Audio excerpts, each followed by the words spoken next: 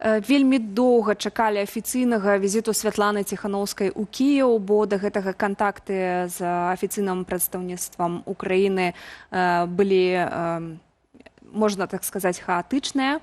Усё ж такі факт таго, што візіт адбыўся, сведчыць пра тое, што Украіна нарэшце прызнала беларускія дэмакратычныя сілы як афіцыйнае прадстаўніцтва Беларусі. Ці пагодзіцеся вы з гэтым? І таксама, які гэта сігнал дасылаюць афіцыйнаму Менску Лукашэнку? Калі б гаворка ішла, скажем, пра аналіз трэціх краін і іх стасункаў, я б, конечно, зрабіў выснову, што зроблены такі істотны паварот у знешняй палітыцы адной з гэтых краінаў, і што гэты паварот, уласна кажучы, вельмі моцна ўплывае на будучыню, на перспектывы не толькі адносінаў паміж гэтымі краінамі, але ўвогуле на, скажем так, перспектывы рэгіёна і на будучыя міжнародныя канфігурацыі у гэтым рэгіёне. Так што сапраўды тое, што адбываецца, гэта мы сведкі такога лёсавызначальнага кроку. А патлумачце, менавіта датычна Беларусі, як гэты візіт, на што ён уплывае, таму што, так, на першае вока, тое, што ляжыць на паверхні, гэта вось у гэтай цяпер напружанай сітуацыі паміж афіцыйным Кіевам і афіцыйным Менскам і Лукашэнкам, так, з пагрозамі, вось гэты візіт, это такі правакацыя такая, так, правакатыўны, прынамсі, выглядае, датычна той жа Беларусі, так, і нават Расіі сёння Захарова так жорстка выказалася. То бок, як вось такой правакатыўнае дзеянне з боку Кіева можа пазітыўна паўплываць на Беларусь у будучыні? Вось тут у нас розныя з вами метадалагічныя падыходы. Вы бачыце дэмакратычныя сілы і кіраўніцтва дэмакратычных сілаў Беларусі як такую пешку, расходны матэрыял у гульнях паміж Кіевам і Менскам. Я вось, уласна кажучы, дэшыфруючы тое, што я казаў вышэй, што гэта лёсавызначальны крок, скажу, што Кіеў пераключыўся суб'ектнасці рэжыму Лукашэнкі у пляне прадстаўлення Беларусі на суб'ектнасць Святланы Ціханаўскай у пляне прадстаўлення Беларусі. Вось доўгі час не маглі сапраўды, скажем так, састыкаваць свае не ведаю, свае расклады Ціханаўская і Зеленскія, чаму яны не маглі сустрэцца. Вось планавалася ж яшчэ у сакавіку, правда, так планавалася даволі умоўна, што 25-го, так, усе чакалі на дзень волі, што Святлана Ціханаўская наведае Кіеў. Не атрымалася тады чыста вось з-за таго, што не стыкаваліся гэтыя самыя расклады. Но гэта ўжо было ў кантэксце гэтага павароту. Да гэтага ўсё ж такі Кіеў, было бачна, што ён усё ж такі вагаўся. Чый бок тут прыняць у пляне перспектыўнасці беларускага кірунку. Но калі ўжо быў прыняты гэты вось, зроблены гэты выбар у пачатку весны, канец зімы, пачатак весны, усё Кіеў тут прытрымліваецца гэта. Як толькі атрымалася улагодзіць гэтыя вось раскладная праблема, каб два лідары маглі сустрэцца, каб у іх быў час, вось гэтая сустрэча адбылася. І тут зноўку вельмі характэрная рэакцыя і Менску, і Масквы, афіцыйных маю на ўвазе. Бо Лукашенко усе ж заўважылі, як ён тут же закрычаў: ой-ой-ой, не, давайте я приеду. Вось не трэба Ціханаўску, я, Тарцілачка, я павінна прыехаць. І гэта такі нежартоўны, вось гэта знак, так што для Лукашэнкі гэта каласальны удар па ягоным, нават не толькі іміджы, але ўвогуле па перспектывах Лукашэнкі, бо ён бачыць, што яго выкідваюць яшчэ з адной абоймы, дзе ён так спадзяваўся, што ён у ёй прапісаны, што Украіна зноўку нікуды не падзенецца ад яго, будзе выкарыстоўваць яго і як, скажем, пасярэдніка на міжнароднай арэне. Прыгадаем вось гэты ўсе Менск-1, Менск-2 і так далей. Але і як, скажем, бізнес-партнер, які пастаўляе, можа, не ў адкрытую, а ўціхую некаторыя стратэгічныя, вельмі істотныя для Украіны тавары. І, дарэчы, тут яшчэ адзін момантик. Гэта ж перспектыва транзіту калія, бо калі вось усплылі гэтыя угаворы амерыканцаў, адрасаваныя да еўрапейцаў, што здымайце санкцыі, дазваляеце транзіт, усплылі версіі, што гэта можна зрабіць праз Украіну. Но цяпер гэта будзе супер праблематычна зрабіць. І сур'ёзнасць вось гэтага кропку, калі мы кажам з боку Кіева да беларускіх дэмакратычных сілаў, таксама праяўляецца ў рэакцыі і расейцаў, і гэта ж заўважам не толькі Захарова нервова так адрэагавала, гэта ж і заявы, пагрозы, якія прагучалі вось у апошнія гадзіны у адрас кіеўлянаў, што будуць нанесены ўдары, па ваенных, вайсковай прамысловасці аб'ектах, і будуць наносіцца ўдары па цэнтрах прыняцця рашэнняў. Таму ўсіх замежнікаў просяць пакінуць Кіеў. Вось падавалася, толькі нанеслі масіраваны ўдар у гэтую ноч, і тут жа яны гатовы, прынамсі на словах, яны гатовы наносіць новы ўдар. Не ў апошнюю чаргу, я думаю, ледзь не ў першую чаргу, праз тое, што ў Кіеве знаходзіцца Святлана Ціханаўская. Гэта зноўку прывітанне тым, хто кажа, што ўсё пра яе ўсё забылі. Я хотела толькі паспрачацца з вами, аспрэчыць вашу думку пра то, што мы лічым дэлегацыю дэмакратычных сілаў пешкай ва ўсіх гэтых зараз дамоўленасцях і падзеях. Абсалютна не так, можа гэта так пачулі з пытанняў, але таксама абсалютна слушна вы звярнулі ўвагу на рэакцыю Крэмля і Марыі Захаравай. А што такім чынам дамагаецца Крэмль і ўвогуле так звяртаюцца да дыпламатаў, абяцаюць заяву і нешта патлумачыць дыпламатычнаму корпусу, і адметна, што вось Сібіга таксама больш чым 70 дыпламатаў сабраў у гэты ж дзень, вельмі такі моцны жэст, каб паказаць вынікі удараў па лук'янаўцы. Дзеля чаго яны гэта заяўляюць? Памятаем жа фільм той самы «Мірган». На што разлічваюць, магчыма? Што з гэтага выйдзе? Крычаць, не трэба, мы хорошыя. Гэта паказвае, што сапраўды для Лукашэнцы была адведзена істотная роля ва ўсёй гісторыі гэтай. Яго, яшчэ раз паўтаруся, усур'ёз, відаць, разлічвалі як такога медыятара, і недарэмна ўвесь час крычалі, што вось самы лепшы перагаворнік, хай ён і будзе пасярэднікам паміж ваюючымі бакамі, Европай, з Пуціным і Амерыкай. І вось гэтыя ўсе наратывы, якія прасоўвалі ў Еўропе некаторыя групы беларусаў, што дыміце санкцыі, размаўляйце, не злуйце, і ўсё будзе добра. Ён там разведзе рукамі ўсе гэтыя праблемы вашы. А тут бачна, што не на ім паставілі крыж, і цяпер ідзе проста гістарычная рэакцыя дзеля таго, каб неяк можа, давай яшчэ ёсць шанец перадумаць. Давай ўсё ж такі ты пагоніш Пуціна Ціханаўскую ад сябе пад выглядам небяспекі, і мы зноў будзем там недзе пад дываном нейкія свае шашні разводзіць. Но тут, ведаеце, нават не знашусь памыліцца, хутчэй за ўсё гэтага не будзе. І хутчэй за ўсё паварот Кіева да дэмакратычных сілаў Беларусі мае такі стратэгічны характар.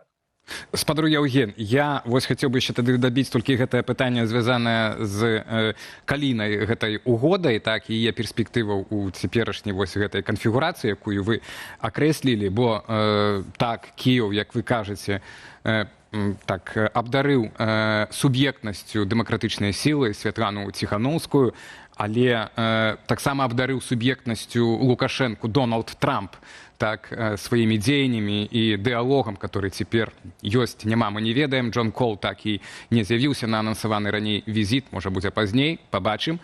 Але ці гэты, пакуль можа не альянс, але гэтае партнёрства паміж дэмакратычнымі сіламі Беларусі і Кіевам, і Дзеніс Кучынскі казаў, што яны дамовіліся пра супольную пазіцыю Кіева да сілаў Польшчы і Літвы ў справе санкцыяў і угнаенняў калійных. На вашу думку, наколькі дасягальна такая супольная пазіцыя, улічваючы рычагі ўплыву і ціску ЗША на Польшчу і Літвы, бо тады гэта ставіць пад пагрозу, як вы кажаце, крыж, так, на ўсёй гэтай калійнай угоды. І ці ёсць альтэрнатыва гэтай угоды, каб Беларусь выводзіць з ізаляцыі?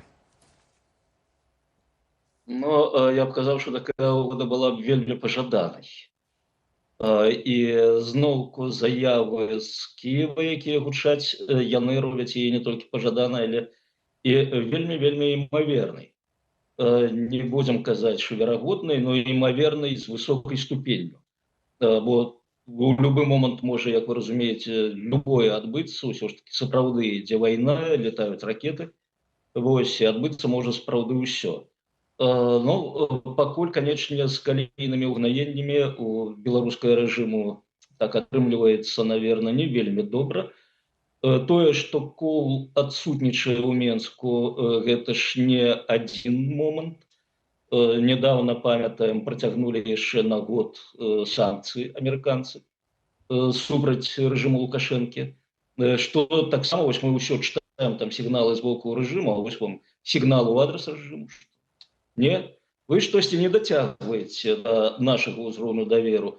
Ды калі паглядзець на цяперашнюю адміністрацыю Белага дому, мы бачым, яна можа захапіцца, а потом вельмі астыць да нейкага праекту, калі гэты праект не прыносіць такіх імгненных дывідэнтаў, якія былі б адчувальнымі вось для гэтай самай адміністрацыі. Так што, хто яго ведае, усе былі упэўненымі, безумоўна, што візіт Коула будзе. Можа, ён яшчэ і будзе, і што будзе вызвалена яшчэ адна партыя палітвязняў. Гэта зноўку зусім не канец рэпрэсіяў, гэта толькі ўспарадавацца за гэтых людзей, якія выйшлі на свабоду. Но цяпер вось у сувязі з тым, што і Коул адсутнічае, і санкцыі працягнуты, тут таксама могуць быць варыянты, чым гэта ўсё скончыцца і што мы пабачым у бліжэйшы час.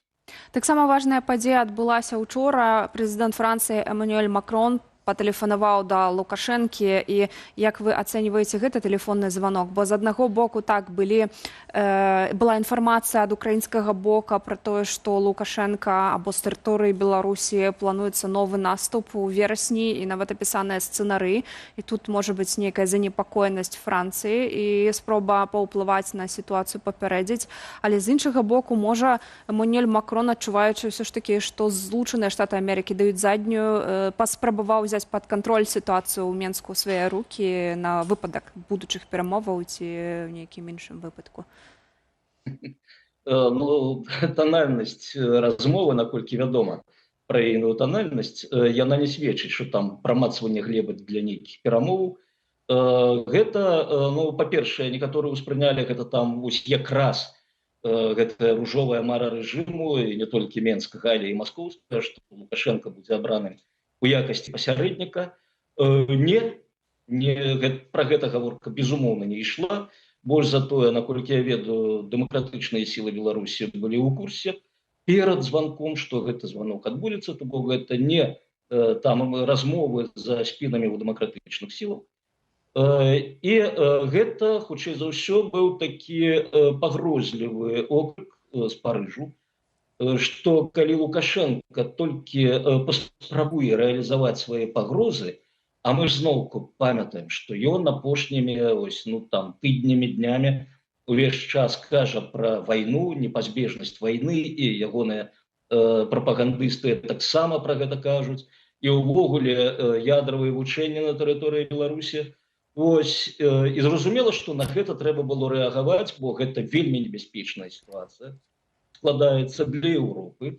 І Еўропа вуснамі Макрона папярэдзіла рэжым, што калі толькі адбудзецца штосьці, што гучыць у пагрозах, спроба рэалізацыі гэтых пагрозаў, власна кажучы, у першую чаргу кепскасць гэтага рашэння зразумее спадар Лукашенко. Магчыма, гэта ўжо зноўку мае дадумкі, можа фантазія, можа Макрон папярэдзіў, каб у Кіеве ніякіх нечаканасцяў не было на шляху Святланы Ціхановскай. Спадар Яўген, так. Спадар Яўген, але ці гэта, то бок вы все-таки лічыце, гэта было такое папярэджанне і такая аднабаковая, скажем, камунікацыя з боку Еўразвязу, а не спроба уласны трэк, як кажуць цяпер, перамоўны стварыць з Менскам, так, асабліва вось пры этой сітуацыі зацішша на амерыканскім трэку. І ці нагу, ці Еўропа будзе гэта рабіць? улічваючы вось гэты статус Ціханаўскай, который павысіўся так у рэгіёне у кантэксце сённяшняга візіта. Гэта і ёсць, хутчэй за ўсё, трэк еўрапейскі, што мы цвёрда стаім на сваіх пазіцыях. Ніякіх перамоў, ніякага зняцця санкцыяў без відавочнай перамены з боку рэжыму. Гэта спыненне рэпрэсіяў, гэта вызваленне ўсіх палітвязняў, гэта, зноўку, гэта свабодныя справядлівыя выбары, бо без гэтага папярэднія два пункты сэнсу не маюць. Так што тут, власна кажучы, Еўропа так прадэманстравала свой трэк, можна і так казаць, што ніякіх паслабленняў рэжыму Лукашэнкі, ніякіх шчылінаў для магчымасці выслізнуць, атрымаць магчымасць працягваць вайну, весці кантрабасам там у Расію дэталі для тых жа арэшнікаў Х-101 і так далей. Карацей кажучы, вось я думаю, што рэжым быў папярэджаны праз гэты самы еўрапейскі трэк. На вашу думку, вяртаючыся да візіту Святланы Ціханаўскай у Кіеў, якія наступныя крокі ва ўзаемадзеянні з афіцыйным Кіевам могуць быць з дэмакратычнымі сіламі Беларусі, і ці гэта падымець пытанне Беларусі на больш высокі ўзровень у еўразвязе, бо ёсць пэўная стомленасць у еўрапейцаў таксама ад беларускага пытання, менш увагі надаюць яму. Наконт менш увагі я б тут, можа, таксама не пагадзіўся. На больш высокі ўзровень, прадстаўніцтва Беларусі, канечне, дэмакратычнай Беларусі на высокім узроўні. Іншая справа, што гэта ўзмацніць. Вось тут не пытанне. Узмацніць пазіцыі дэмакратычнай Беларусі на міжнароднай арэне. І гэта, безумоўна, вельмі добра для ўсіх нас. Што тычыцца перспектываў, тут, канешне, цяжка казаць пра далёкія перспектывы, хоць, канешне, хочацца вось, проста так маячыць ужо, не скажу, што цень, хутчэй світлы вобраз балта-чарнаморскага поясу, пра які так доўга і упарта ўсе кажуць, асабліва апошнія гады. Першыя крокі, гэта натуральна, гэта афіцыйнае адкрыццё місіі дэмакратычных сілаў Беларусі ў Кіеве, што структуруе будучыя зносіны дэмакратычных сілаў і Украіны. І гэта, канечне, я чакаю, прынамсі, што будзе прызначаны спецпасланнік. Гэта ёсць амбасадар па асаблівых даручэннях. Гэта тую пасаду, якую зараз займае Ярослаў Чарнагор. Вельмі добры чалавек, вельмі так у беларускай тэме. Калі гэта будзе, можа, Ярослаў сам будзе прызначаны на гэтую пасаду спецпасланніка, гэта будзе, безумоўна, больш высокі ўзровень